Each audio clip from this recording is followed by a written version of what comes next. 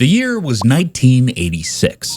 Madonna was ruling the charts, Top Gun was the biggest movie, and all daytime TV displayed was chaotic shouting matches or predictable fluff.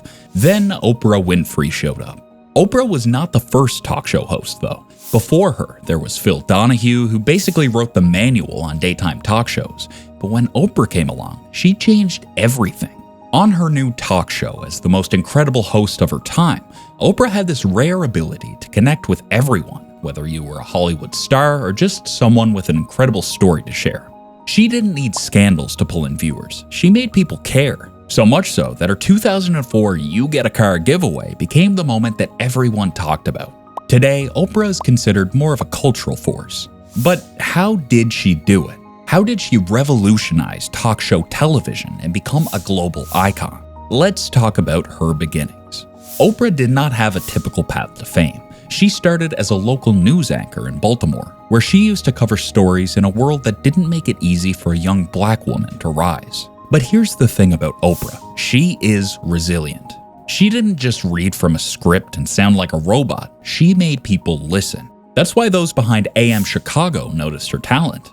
They brought her on, and within months, Oprah turned the struggling show into the highest-rated talk show in Chicago. So in a way, the perfect talent met the perfect opportunity. By the time the Oprah Winfrey Show debuted nationally in September of 1986, people were curious. Who was this woman who could make you laugh, cry, and think all in one episode? Oprah's early episodes were not shy about starting conversations on heavy topics like racism, abuse, addiction, and much more. She did not shy away from controversy, but she also didn't exploit it. That was very rare in an era where talk shows were leaning heavily into sensationalism. Oprah struck this balance. She humanized her guests while still delivering gripping television. For example, one of her early episodes featured a discussion on racial bias, including an audience experiment that revealed how deep and often unspoken prejudices could be.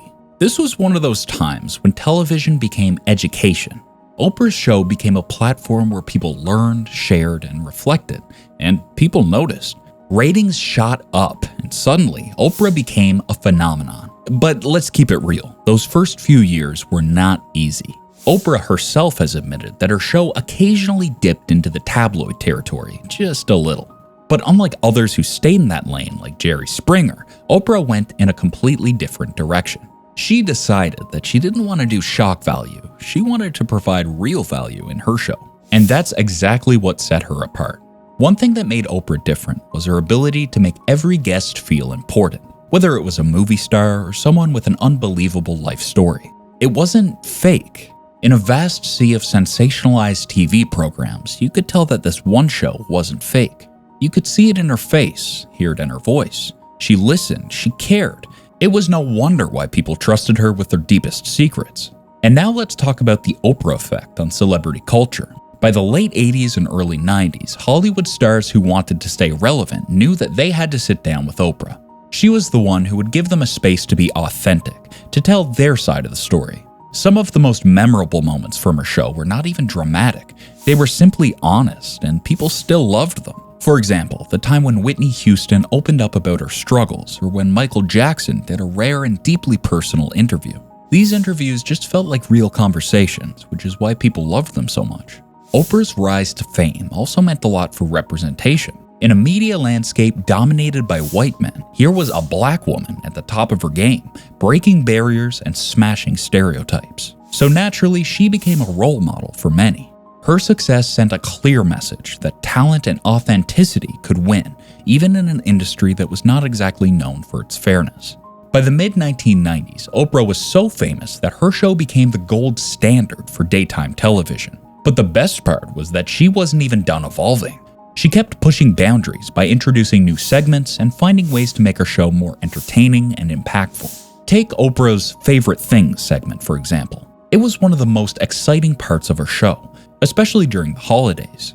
In this segment, she shared a list of products that she loved, which included everything from kitchen gadgets to luxury items. And the best part was that every person in the audience got to take those items home for free. One of the most famous moments happened in 2004 when she surprised everyone with brand new cars. But that wasn't the only big giveaway. In 2010, Oprah went all out and gifted 300 people in her audience a trip to Australia. She also gave away things like designer clothes, fancy chocolates, and gadgets like iPads. For businesses, being featured was a dream come true because their products often sold out right after the show aired. So in a way, this single segment became an entire event that people could not stop talking about. Her book club was also another great part of her show. Before Oprah, no one had thought that a daytime talk show could turn novels into bestsellers overnight.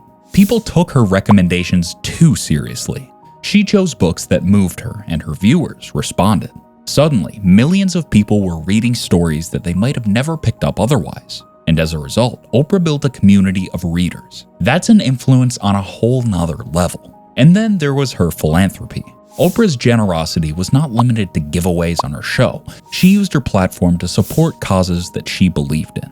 One of her most amazing contributions was the Oprah Winfrey Leadership Academy for Girls in South Africa. This was a charity project that was her commitment to empowering young women through education. Oprah believed in creating opportunities for those who did not have them, and her actions proved that she really did care about these causes. And let's not forget her efforts to bring serious issues into the spotlight. Whether it was mental health, abuse, or racism, Oprah talked about difficult topics that many avoided. In her show, she created a space for important conversations. Whereas many hosts exploit trauma for views, Oprah gave people a voice. Her empathy and genuine interest made those discussions impactful. By the 2000s, Oprah's reach was unmatched. She expanded her work far beyond the talk show. Her magazine, O, became a source of advice and inspiration for millions. Her production company brought meaningful movies and TV shows to audiences, and she even launched the OWN network to share even more stories and ideas. Oprah just kept finding fresh ways to connect with people and make a difference in their lives. Even now, years after her show ended, Oprah's legacy is everywhere. She showed us what television could be, not just a source of entertainment, but a platform for connection, education, and change. And she did it all with heart, determination, and an incredible sense of purpose. What about you though? Which Oprah segment did you love the most? Let me know down in the comment section below. And before you go, don't forget to like, subscribe, and hit the bell icon so you never miss out on the next video. Goodbye.